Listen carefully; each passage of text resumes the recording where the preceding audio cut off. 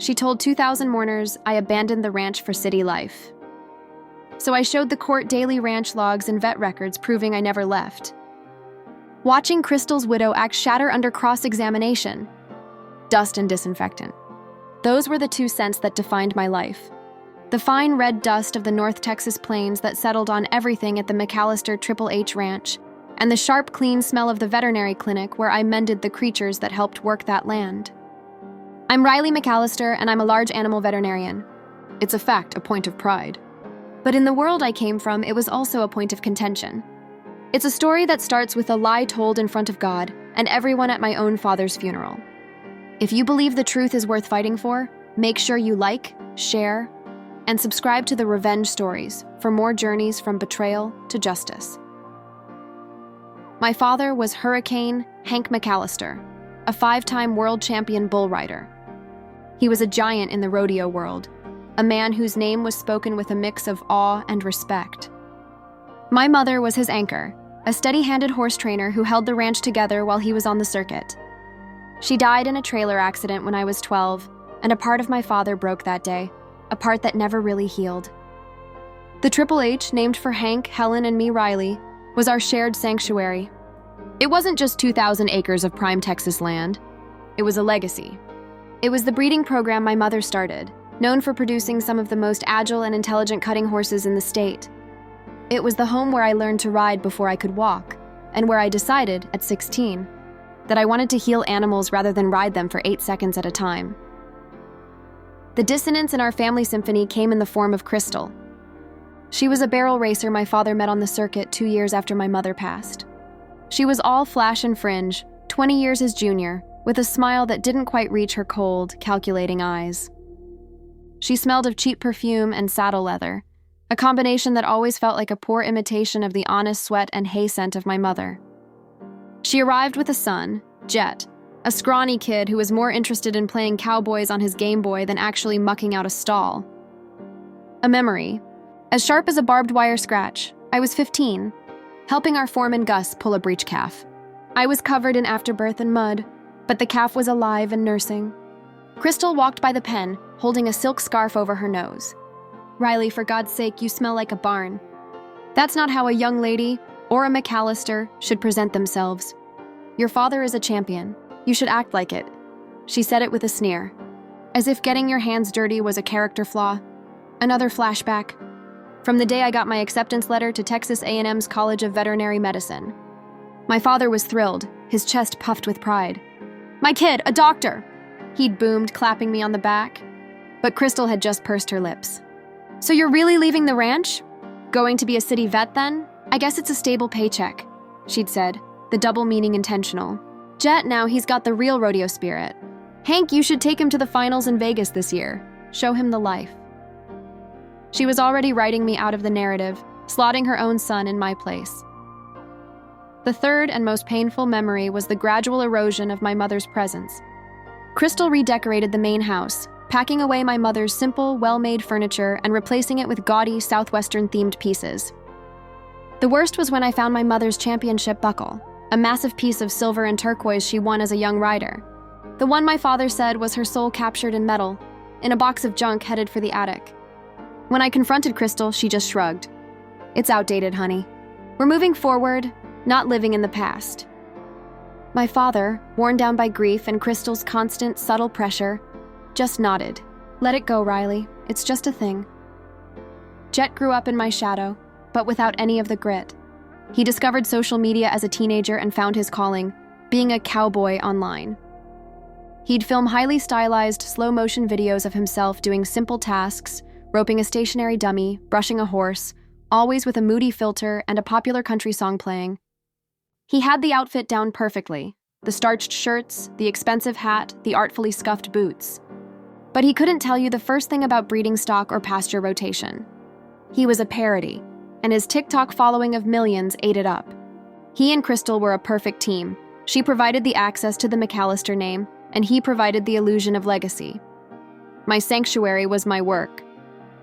The clinic I built on the far edge of the property, where I treated everything from colicky horses to newborn calves. It was my way of honoring both my parents, my father's world, and my mother's gentle hand with animals. I was living on the ranch, contributing to it every day, but Crystal's narrative, the one she whispered to my father and anyone who would listen, was that I had ditched the circuit for some city vet clinic. It was a lie, but she told it so often and so confidently that it began to take on the sheen of truth. When my father's heart gave out after a long battle with the injuries his career had inflicted, the world lost its center of gravity. The funeral was held at the Will Rogers Memorial Center in Fort Worth, a place that had hosted his greatest triumphs. The arena was packed with cowboys, legends, family, and the buckle bunnies who had always hovered around him. I stood alone behind the chute gate, wanting a moment of privacy in the very public spectacle Crystal had orchestrated. She took the podium, a vision of grotesque glamour in a fringed black mini dress. And there, on her hip, was my mother's turquoise championship buckle. The sight was a physical blow. It was a declaration of war. She spoke in a syrupy, drawling voice. "We're here to honor my Hank, a hurricane of a man who left a beautiful legacy." She paused, laying a hand on the buckle. "And he wanted that legacy cared for by those who live and breathe the rodeo life. He recently updated his will to reflect that." The air grew still. He left the Triple H Ranch, the breeding program, and the family trust, valued at $42 million, to me and our son, Jet. He knew that Riley chose a different path. Left the circuit for a city job, and Hank understood that the ranch needs full-time, dedicated hearts. The lie, delivered so brazenly to an arena full of people who knew it was a lie, stole the air from my lungs. I saw heads turn looking for me. I saw Crystal's posse in the front row, stylists and hangers-on, nodding in agreement. I saw Jet trying to look solemn but unable to hide a smug smirk. In that moment, the grief and the outrage fused into something new, something hard and unyielding. This wasn't just about money or land. It was about my father's memory, my mother's legacy, and the truth of my own life. They had stolen it all, and I was going to take it back. The reception was held at the ranch, a cruel irony that twisted the knife. The place that had always been my source of strength was now the stage for my humiliation. The air was thick with the smell of brisket and pity. Old friends, grizzled cowhands who had taught me to rope, avoided my eyes. Others clapped me on the shoulder with a "tough break, kid," their voices laced with a pity that felt like condemnation. I found Crystal by the massive stone fireplace, holding court with a glass of champagne. Jet was nearby, holding his phone at arm's length, filming a grieving son video for his followers. "Crystal," I said, my voice low and steady despite the storm inside me. "The buckle, it was my mother's. It belongs to me." She turned, her eyes flashing with malicious glee. "Riley, darling, you look so out of place. This is a ranch, not a clinic. And this?" She touched the buckle possessively. "Hank gave this to me. He said I was his champion now. As for the rest, it's time you faced reality. You made your choice. This is our life, not yours. The lie you told in that arena, everyone knows it's a lie. I live here. I work here, do you?" she asked, her voice dripping with fake sympathy. "You have a little clinic on the edge of the property. You come and go. You're not involved in the business. You're a tenant, Riley. A privileged one, but a tenant nonetheless." She leaned in closer, her perfume overwhelming. "The will is ironclad. My lawyer made sure of that. If you try to fight this, I will make sure you never practice veterinary medicine in this state again. I will sue you for trespassing. I will tell the world how you neglected your father in his final years, too busy with your city friends and your city job. You will be broke and you will be ruined. Now, get off my property." The line in the sand was drawn not in dirt, but in legal paper and venom. A week later, I was served with formal notice to vacate my clinic and the small cabin I called home on the ranch within 30 days. The notice cited the change of ownership and my non-essential status to the operations. I drove to the main house to confront her, to try and reason, though I knew it was futile. I found Jet in the stable not tending to the horses but using them as props. He had a terrified young filly, one of my mother's prized breeding line, cornered in a stall, while his friend filmed him gentling her with aggressive, loud commands.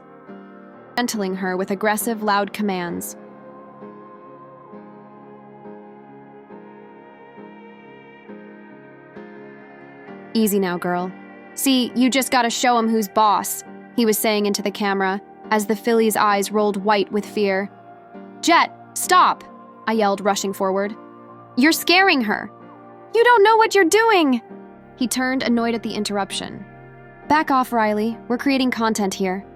This is how we market the brand now. Authentic cowboy shit. This isn't authentic. This is abuse. That's one of Helen's fillies.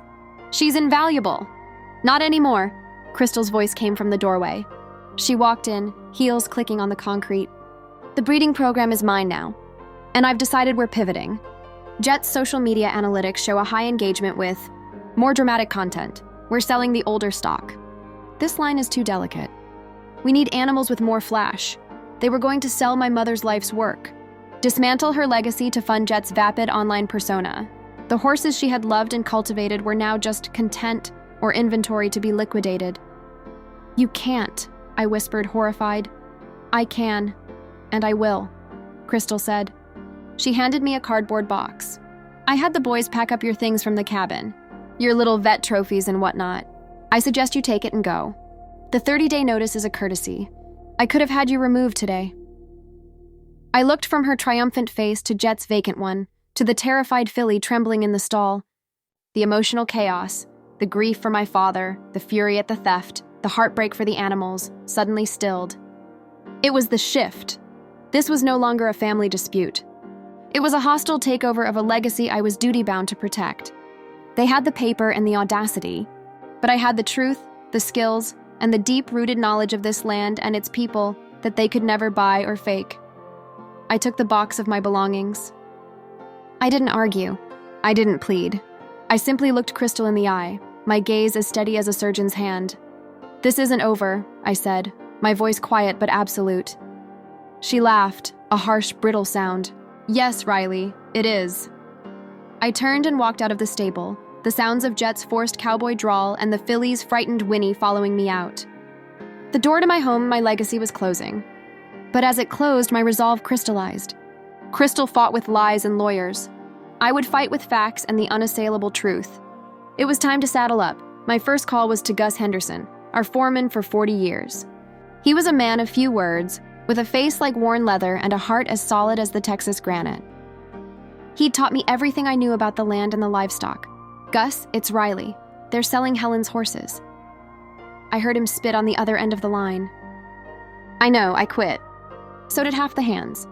We won't work for that woman, or that boy who don't know which end of a horse eats." "Don't quit yet," I said. "I need you." "I'm fighting this!" There was a long pause. "What you need, Doc?" "Everything. Dates, times, any conversations you heard with my dad when Crystal was pressuring him.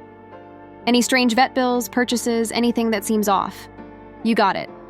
My second call was to Sarah Lim, a law school friend who was now a ferocious litigator in Dallas, specializing in probate and fiduciary law. I explained the situation, the very public lie, the sudden will change.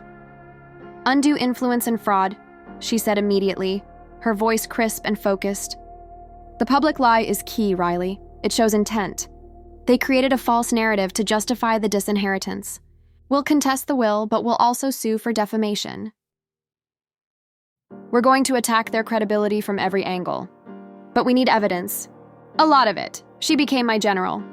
Our strategy was threefold: contest the will, block the sale of the ranch assets, and launch a counter-narrative against Jet's TikTok persona. Gus was my intelligence on the ground. He provided sworn statements from a dozen ranch hands attesting to my daily presence and deep involvement in the ranch's operations, directly contradicting Crystal's lie. He also provided a gold mine, records showing Crystal had been slowly siphoning money from the ranch accounts for years, funneling it into brand management companies that were, in reality, funding Jet's lavish lifestyle and social media promotions. The medical evidence was next. Sarah subpoenaed my father's medical records. They revealed he was on heavy painkillers for his old rodeo injuries, and more importantly, had been diagnosed with early-stage cognitive decline in the months before he signed the new will. His doctor, under deposition, admitted that my father could be easily influenced and prone to confusion during that period, but the masterstroke came from an unexpected ally, a former TikTok cowboy rival of Jet's named Cody. He reached out to me through Gus, bitter that Jet had stolen a sponsorship from him. Cody had screenshots and DMs showing Jet mocking the rodeo life, confessing he hated the smell of horses and bragging about how his dumb hick act was making him rich. He even had a video, sent privately, of Jet having a meltdown because a horse had stepped on his expensive boot. "It's all a fucking costume!" Jet screamed at his manager off camera. This was the proof that Jet's entire identity, the persona Crystal had used to justify the inheritance, was a complete fraud. Meanwhile, I began my own evidence gathering. I compiled years of my own financial records showing I'd poured my veterinarian salary back into the ranch, upgrading the clinic equipment and often waiving fees for treatment. I gathered photos and videos from local 4-H clubs and ranchers, showing me working alongside them, proving my deep ties to the community Crystal claimed I'd abandoned. I found the original will, leaving the ranch in a trust to me with a generous lifetime allowance for Crystal and a college fund for Jet. The final piece was reclaiming my mother's buckle. Sarah filed an emergency motion, and a judge, seeing the clear evidence of my mother's will, ordered Crystal to surrender it immediately. When I went to the courthouse to collect it, Crystal was there, her face a mask of fury. She threw the buckle at me. "Take your junk," she hissed. "It doesn't matter. You've already lost." I caught it, the cool, heavy silver feeling like a returning heartbeat in my hand. "The only thing I've lost," I said calmly, "is my patience." The fortification was also financial. I used my savings and took out a loan against my clinic equipment to pay for the initial legal costs. Sarah worked on a partial contingency, but the private investigator we hired to dig into Crystal's past was expensive. It was worth it. He discovered Crystal had been married twice before, both times to older, wealthy rodeo men who had died unexpectedly, leaving her everything. There was never an investigation, but the pattern was chillingly clear. We were building a fortress of facts. We had the medical proof of incapacity, the financial proof of Crystal's theft, the testimonial proof of my involvement, and the digital proof of Jet's fraudulent life. The stage was set for the reckoning. The trial was held in a Fort Worth courtroom, a world away from the dusty arena, but just as charged. The air smelled of old wood, anxious sweat, and the faint, clean scent of the turquoise buckle I wore on my belt. Crystal, Jet, and their high-priced legal team from Houston sat at the defendant's table. Crystal was dressed as a grieving widow, but it looked like a costume. Jet fidgeted, out of his element without a camera to perform for. Sarah laid out our case in her opening statement. "This case is about a lie," she began, her voice clear and commanding. "A lie told to steal a legacy. We will prove that Crystal McAllister systematically isolated and manipulated Hurricane Hank McAllister in his final, vulnerable days, coercing him into signing a will that was the antithesis of his lifelong intentions. We will prove that her son Jet is not the dedicated cowboy heir he portrays, but a calculated fraud. And we will prove that Riley McAllister is the true heir to the Triple H Ranch, not by blood alone, but by a lifetime of sweat, love, and dedication." The evidence cascade began. Sarah first established the true narrative. She called Gus to the stand. In his slow, steady drawl, he painted a picture of my life on the ranch. "Seen Riley birth more calves than I can count. Doc's the first one we called day or night. To say that kid abandoned this ranch, well, that's the dirtiest lie I've ever heard." He presented the ranch hands' affidavits, a unanimous chorus supporting me. Then she moved to the medical evidence. My father's doctor testified to the medication and the cognitive decline, stating that during the period the will was signed, my father was highly susceptible to the influence of a dominant personality. Next, Sarah presented the financial evidence. She called a forensic accountant who detailed the siphoning of funds, the shell companies, the hundreds of thousands of dollars funneled to Jet's content creation. It painted a picture of blatant theft, not management, but the dramatic heart of the trial was the dismantling of Jet McAllister. Sarah called Cody, the rival TikToker. He was nervous but credible, presenting the DMs and the private video. The video of Jet's meltdown was played for the court. The contrast between the serene cowboy online and the petulant, entitled brat on the video was devastating. Then, Sarah did what I thought was impossible. She called Jet McAllister to the stand. He was a disaster. Under Sarah's gentle but relentless questioning, his carefully constructed persona crumbled. "Mr. McAllister, you claim in your online bio to be a third-generation rancher. Is that true?" "Well, my stepdad was..." "Your mother married Hank McAllister when you were 8. That doesn't make you third generation. It's a lie, isn't it?" It's branding." It's branding. You stated in your deposition that you manage the day-to-day operations of the Triple H. Can you tell the court what the pasture rotation schedule is for the North Quarter? Jet stared blankly. I don't handle the grass stuff. We have people for that. What about the breeding program? What are the key bloodlines you're looking to promote? It's all in the computer. My mom handles that. Your mother. The same mother who, according to bank records, has no formal education in animal husbandry or business management. The same mother who has been diverting ranch funds to your social media career. Is that who manages the legacy of Hurricane Hank? Objection. Sustained. But the point was made. Sarah then played clips from his own videos, juxtaposing them with the testimony of the ranch hands about what real work looked like. She exposed him as a complete and utter fraud. Finally, Sarah called Crystal to the stand. She was defiant at first, sticking to her story about my abandonment and Hank's wishes. But Sarah had the receipts. Mrs. McAllister, you testified that Riley ditched the circuit for a city vet clinic. Yet you live in a house on the ranch, and Riley's clinic is 500 yards from your back door. How do you define city? It's a figure of speech. A lie, you mean? A lie you told at your husband's funeral to justify stealing his estate from his only child? Objection. Withdrawn. Let's talk about your previous marriages. Is it true that both your late husbands, also wealthy rodeo personalities, left their entire estates to you? Crystal's composure cracked. That is a disgusting insinuation. It's a simple question, Mrs. McAllister, yes or no? She was trapped. The pattern was too clear. Under the brutal cross-examination, her mask of the grieving widow shattered, revealing the cold, calculating gold digger beneath. She couldn't explain the financial discrepancies. She couldn't explain the medical evidence. She could only sputter and glare.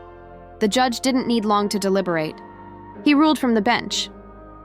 The evidence of undue influence is overwhelming and compelling, the judge stated, his voice echoing in the silent courtroom. The last will and testament of Hank Hurricane McAllister is declared invalid due to lack of testamentary capacity and undue influence. The previous will is reinstated. Crystal let out a strangled cry. Furthermore, the judge continued, based on the evidence of financial malfeasance, the court orders a full forensic audit of all accounts under Crystal McAllister's control. All misappropriated funds are to be returned to the estate immediately. Pending the audit, Mrs. McAllister and Jet McAllister are enjoined from selling any assets of the Triple H Ranch and are to vacate the property within 48 hours. It was a total victory. The legal repercussions were just the beginning. The forensic audit would likely lead to criminal charges for embezzlement. The social repercussions were instant. Jet's TikTok empire collapsed overnight as the trial details went viral. His sponsors dropped him. He was humiliated, a global laughingstock. They were left with nothing but the money they hadn't yet spent, which they'd soon have to return. The first thing I did when I returned to the Triple H was walk into the stable. The air smelled right again, of hay, horses, and honest labor. Gus and the hands were there, wide grins on their faces. The filly Jet had terrorized, nuzzled my hand. I never saw or spoke to Vanessa or Brody again. Ripples of their downfall reached me. They tried to sue again, claiming emotional distress, but it was dismissed. Brody's 15 minutes of fame were over. They eventually left Nashville, their Nashville dream having become a very public nightmare. There was no satisfaction in their suffering, only a quiet acknowledgement that the universe, with a little push from the justice system, had a way of restoring balance. One evening, a few months after the trial, I was back on stage at the Schermerhorn Symphony Center. We were performing Mozart's Violin Concerto No. 5. As I played the cadenza, a passage of solo virtuosity, I felt a profound sense of peace. The music was no longer an escape from my grief or a weapon in my battle. It was simply music again. It was my sanctuary, reclaimed. The treble clef brooch was pinned to my concert dress, no longer a symbol of theft, but a talisman of resilience. The thematic conclusion of my story is this: your legacy, whether it's built on music or concrete, is the echo of your life's work and love. There will always be those who hear that echo and mistake it for an empty vault they can loot. They will call you entitled for claiming what is rightfully yours. But protecting your legacy is not entitlement. It is stewardship. It is a sacred duty. And when you are forced to fight, do not do it with their weapons of noise and avarice. Fight with the quiet, meticulous, and unassailable power of the truth. Your story is your instrument. Learn to play it with precision and courage. If you believe in protecting your own legacy and standing up against those who try to steal your peace, then let this story be your call to action. Your inheritance in all its forms is worth fighting for. Remember to like, share, and subscribe to the Revenge Stories for more powerful journeys from injustice to vindication.